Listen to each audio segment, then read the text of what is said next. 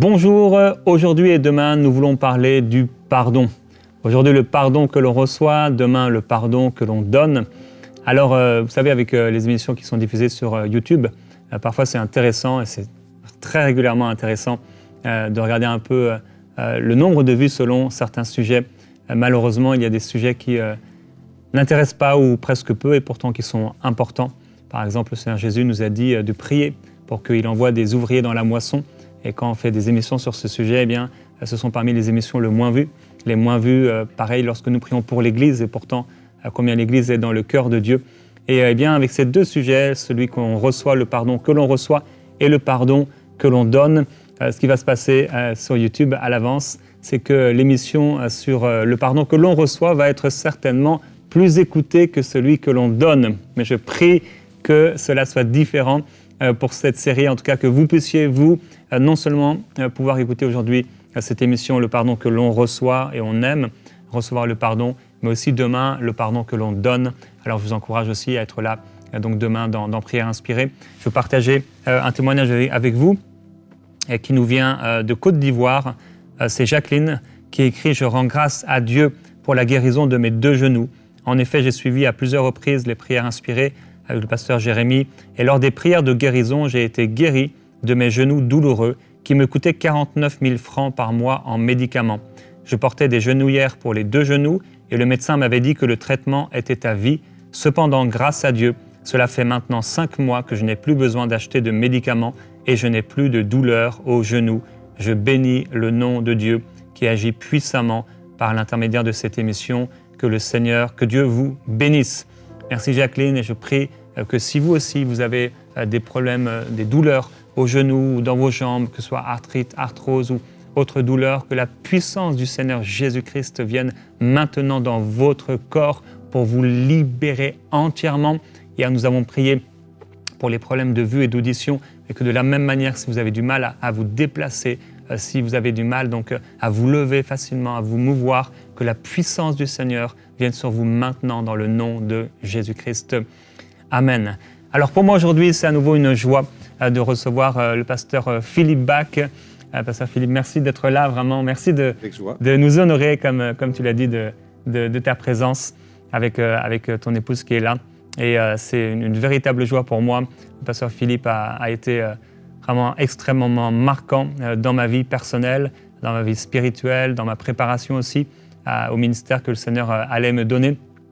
Un temps, ces 2 années, j'ai réalisé d'ailleurs aujourd'hui que c'était seulement 2 ans, mais très court. Pour moi, ça m'a paru comme 20 ans, tellement ces moments étaient très marquants, et peut-être certains d'entre vous, vous avez des moments comme ça ou des saisons dans votre vie qui sont marquantes.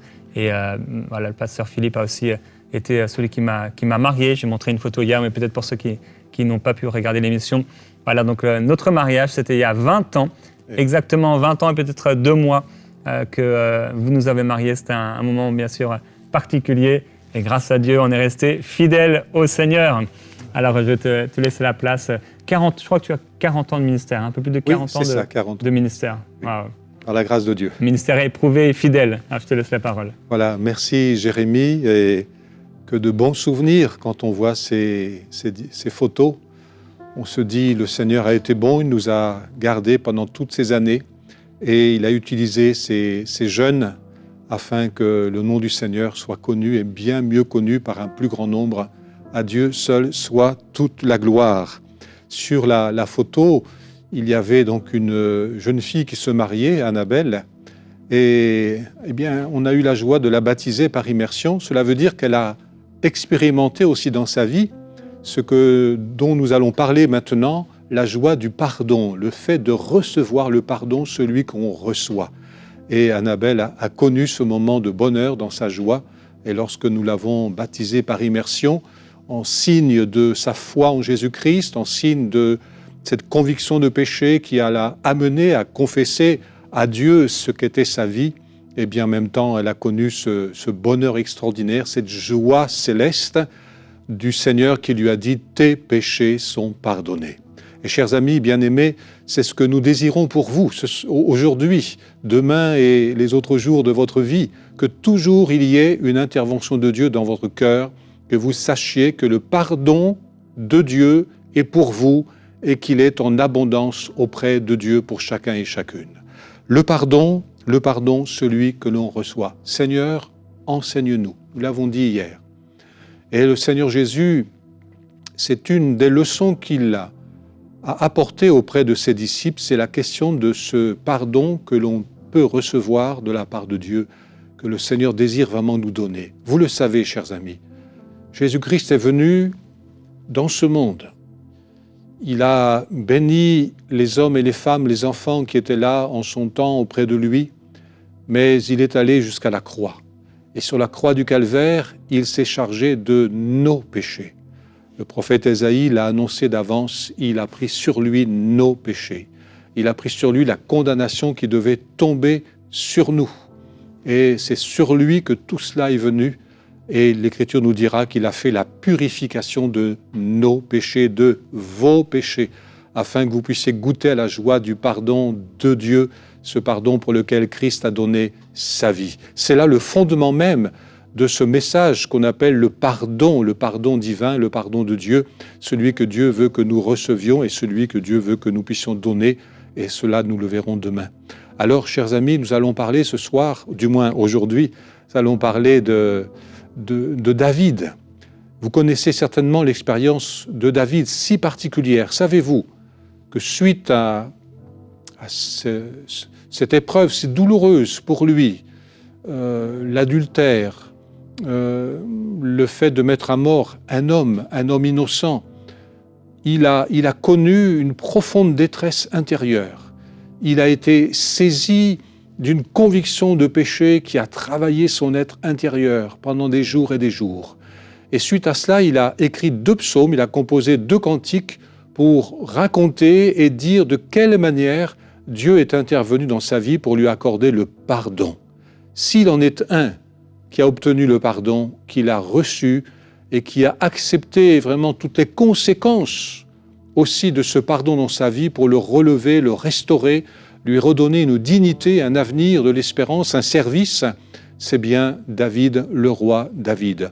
On va lire ensemble quelques versets, si vous le voulez bien, avec le psaume 51. 2 psaumes de David, le psaume 51 et le psaume 32, dans lesquels il rend témoignage de ce qu'il a expérimenté, le pardon, celui que l'on reçoit.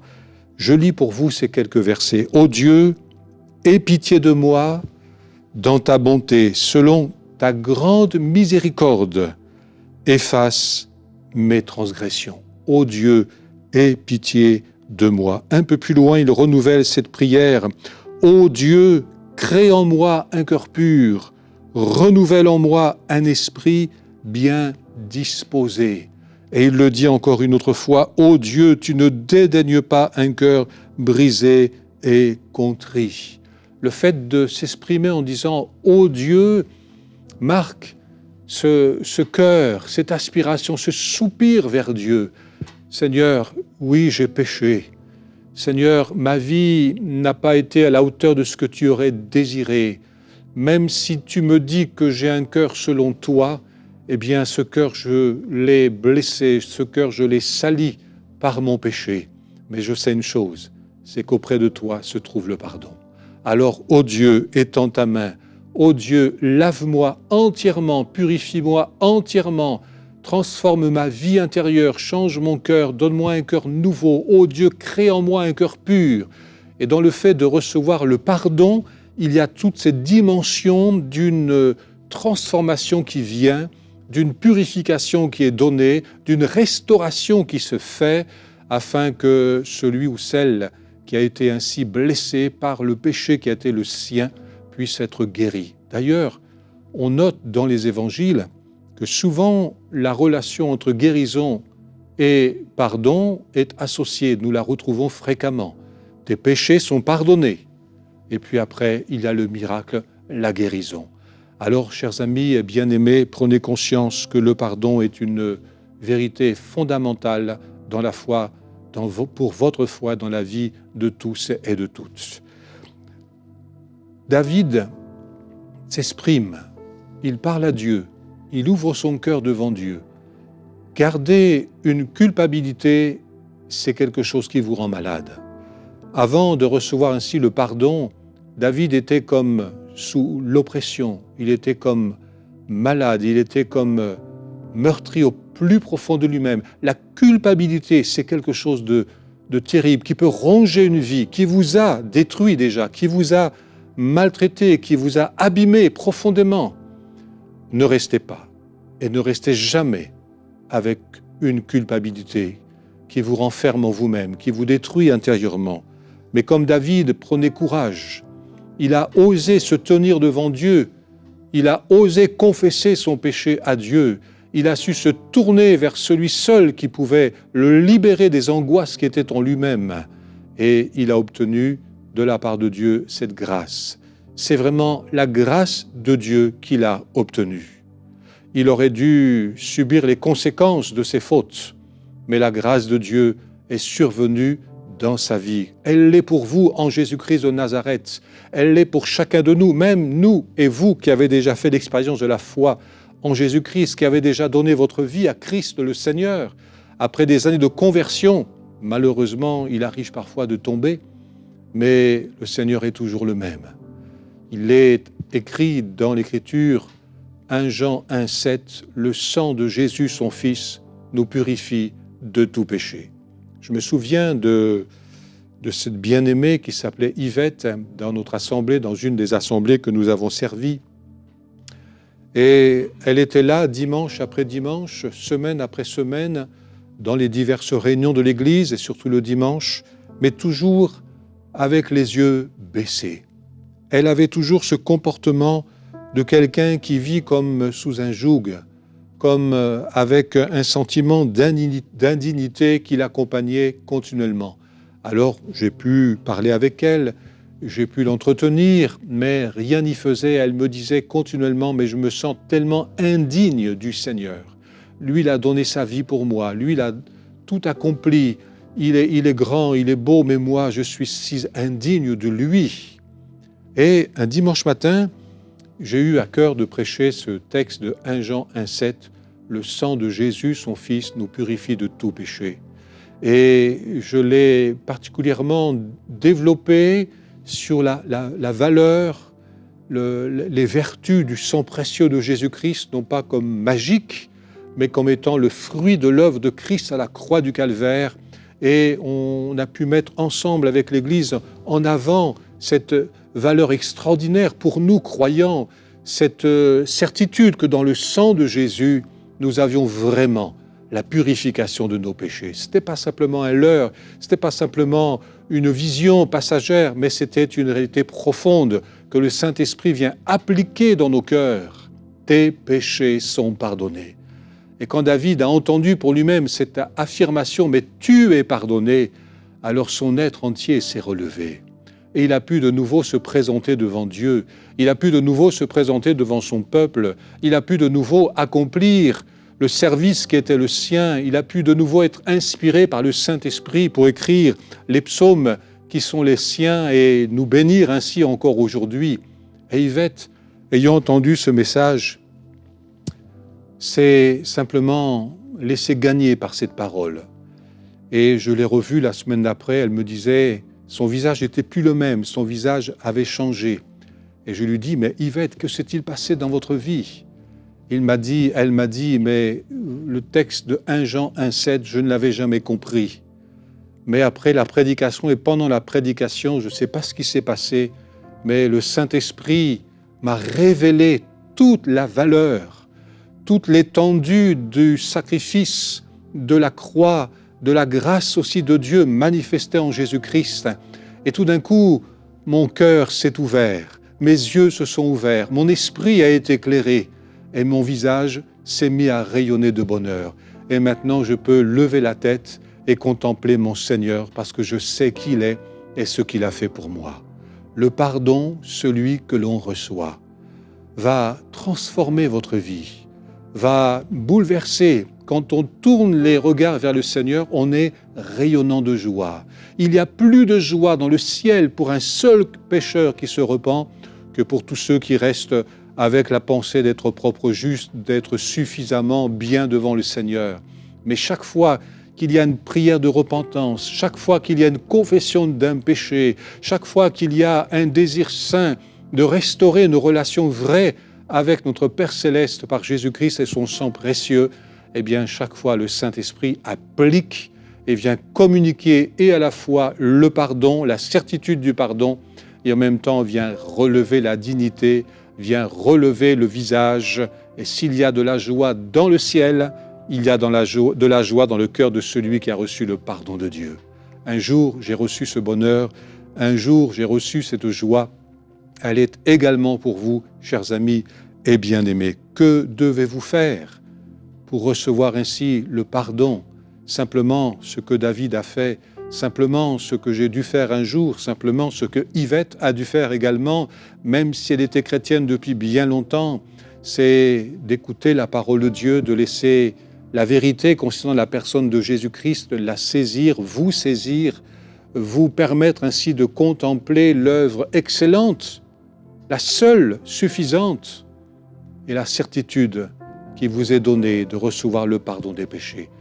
Tournez-vous vers le Seigneur, invoquez son nom, confessez ce qui culpabilise votre être depuis tant de temps, vous tient enfermé en vous-même, confessez les raisons de ce qui vous amène à avoir tant d'angoisse, tant d'appréhension, tant d'impossibilité apparente de vous relever devant le Seigneur, de vous tourner vers lui. L'Écriture nous dit qu'il connaît la peine, il connaît nos péchés, il connaît de quoi nous sommes faits, mais le Seigneur Jésus-Christ s'appelle Sauveur. Il est le Sauveur. Il est là pour vous. Il est là pour vous restaurer et vous aider à vous relever avec la joie du Seigneur et à connaître la joie du Seigneur. Bien-aimé, ne crains rien, mais approche-toi de Dieu de tout ton cœur. Il n'est aucune faute qui soit trop grande pour lui. Il sait pouvoir et il sait agir dans la vie de tous et de toutes pour les relever et les bénir abondamment. Que Dieu vous bénisse et que Dieu vous aide à saisir toute la grâce qu'il vous communique aujourd'hui. Amen. Et je sais que plusieurs d'entre vous, vous vivez avec cette culpabilité qui vous ronge, comme vous l'avez entendu. Et je crois une personne, vous avez eu un accident de voiture et c'est vous qui étiez le responsable de cet accident. Peut-être aussi un parent, vous avez envoyé votre enfant quelque part et il a eu cet accident et depuis vous êtes rongé par la culpabilité. Mais nous croyons au ministère, vraiment, au ministère surnaturel de l'Esprit de Dieu pour que vous puissiez recevoir cette guérison intérieure et ce pardon entier. Le Seigneur vous a pardonné. Vous lui avez demandé pardon de manière sincère, que ce pardon soit entier, complet dans votre vie, pour que à nouveau la paix et la joie du Seigneur vous remplissent tout à nouveau dans le nom du Seigneur Jésus. Père, je prie pour tous ceux qui vivent et qui sont rongés par la culpabilité, que ce soit à cette parole, mais d'autres personnes aussi qui vivent dans des regrets, d'amers regrets, des erreurs qui ont été commises, et depuis ils vivent dans cette culpabilité. Ils n'ont pas encore reçu la révélation et la manifestation de ce pardon pour eux. Je prie, Père Céleste, que dans leur cœur, ils soient guéris, que dans leur cœur, un chemin vers le pardon entier, complet, donnant une restauration de l'âme, une restauration de leur vie et aussi des projets que tu as prévus pour eux. Plusieurs personnes sont aujourd'hui comme là contre un mur à cause de ces erreurs et ils tournent en rond comme dans du sable mouvant. Ils ne réussissent pas à sortir à la tête de ces problèmes, de ces erreurs et chaque fois ils sont oppressés. Et Père, nous commandons au nom de Jésus-Christ à ces oppressions de quitter leurs pensées, de quitter leur environnement. Amen. Au nom du Seigneur, nous appelons la paix de Dieu.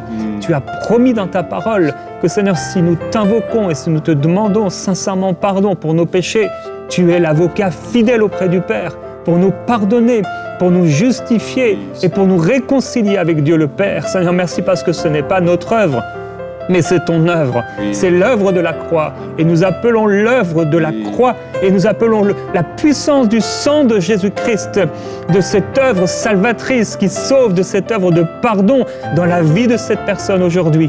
Alors que les oppressions s'en aillent dans le nom de Jésus-Christ et que la paix et la joie soient restaurées dans son cœur et dans sa vie afin qu'elle marche à nouveau sur ce chemin de vie.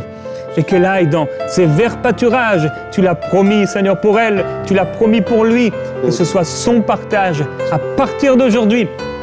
Au nom de Jésus-Christ, je veux déclarer sur toi que le soleil de justice se lève et que tes ennemis se taisent par la puissance du Seigneur Jésus-Christ, parce que le Seigneur te justifie et il te donne, il met sur toi un vêtement nouveau, un vêtement de joie au lieu du vêtement de tristesse et de condamnation et de culpabilité.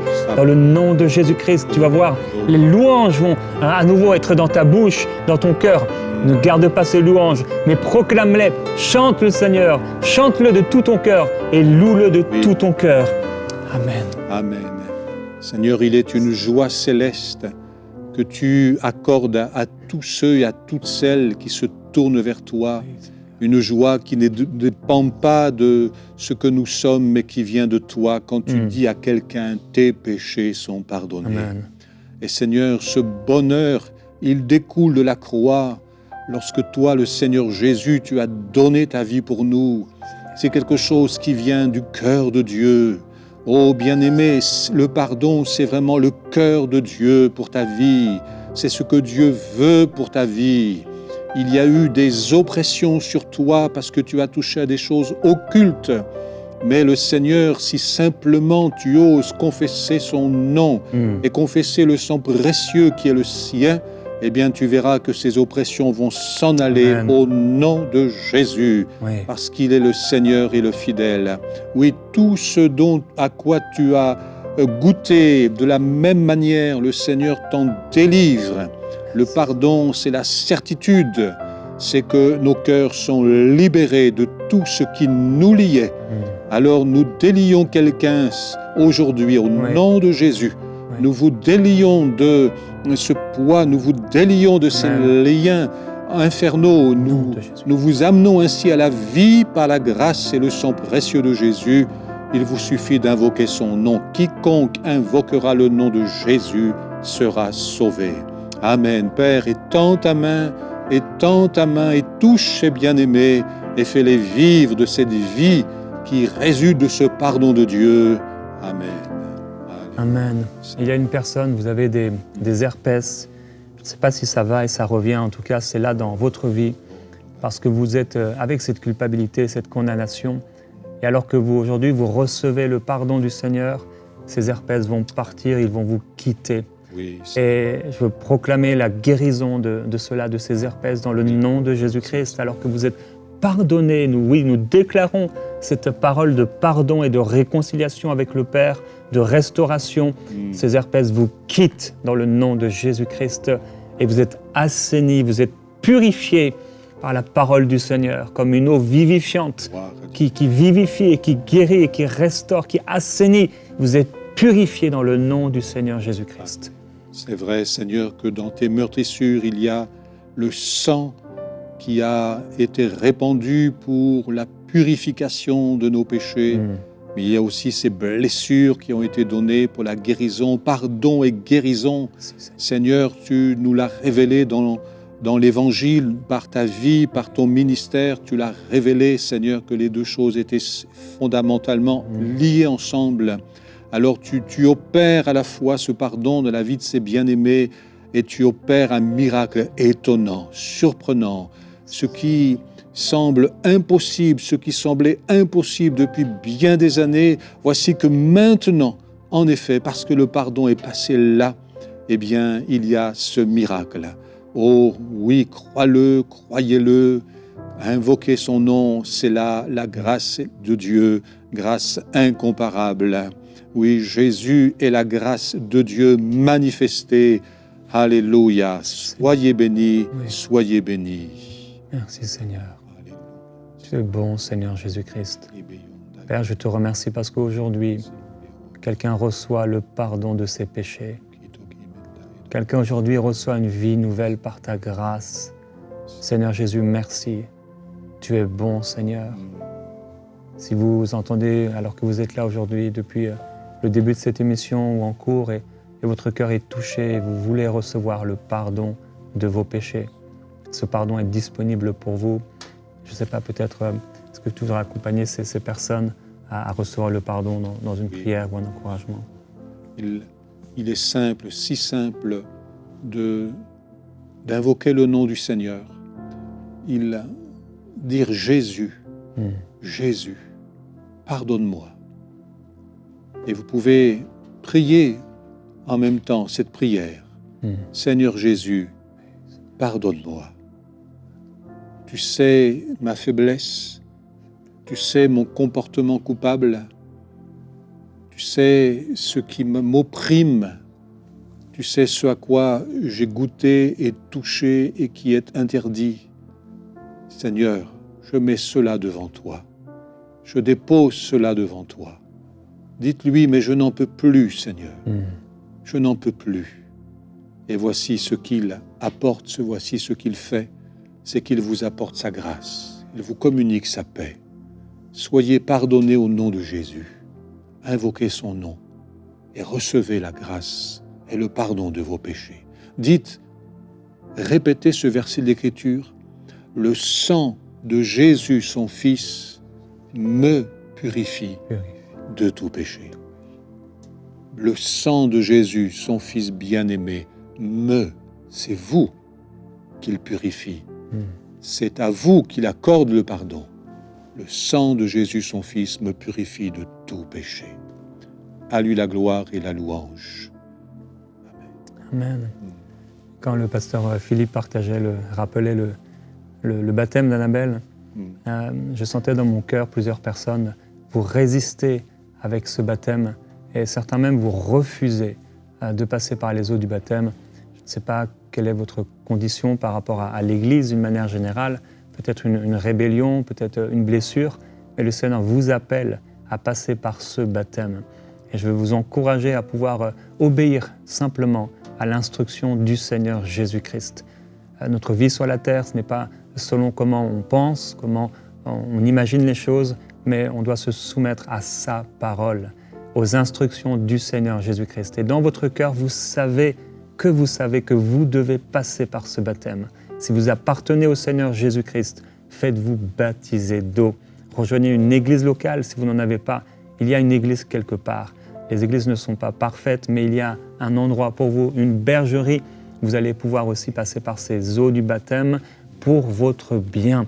Le Seigneur, je crois, aura des grâces pour vous alors que vous lui obéissez. Alors, s'il vous plaît, ne vous rebellez pas contre le Seigneur et contre ses instructions, mais d'un cœur ouvert, d'un cœur soumis à Dieu, passez par ces eaux du baptême. C'est ce que le Seigneur veut pour vous. Il est écrit dans un témoignage des apôtres, « Sois lavé de tes péchés ». Et si le baptême est un acte très symbolique, mais il a une dimension extraordinaire, parce qu'il atteste d'une œuvre surnaturelle, celle de l'Esprit. Donc, sois lavé de tes péchés. Je me souviens, je termine ce court témoignage, dans une prison, un détenu qui a été bouleversé par une profonde conviction de péché en pleine nuit. Il me le racontait après, quand j'étais aumônier de prison. Et la nuit même, il a appelé le directeur, il a appelé tout le monde, tous ceux qui étaient là. Il a dit, mais est-ce que je peux aller me laver? Parce que le Seigneur me dit, sois lavé de tes péchés. Alors ils ont accepté. Il a été prendre une douche symbolique pour dire, mais je sens et je sais maintenant que mes péchés sont pardonnés. Sois lavé, sois pardonné, sois béni. Amen, amen. Merci. On va se retrouver demain dans Préinspiré.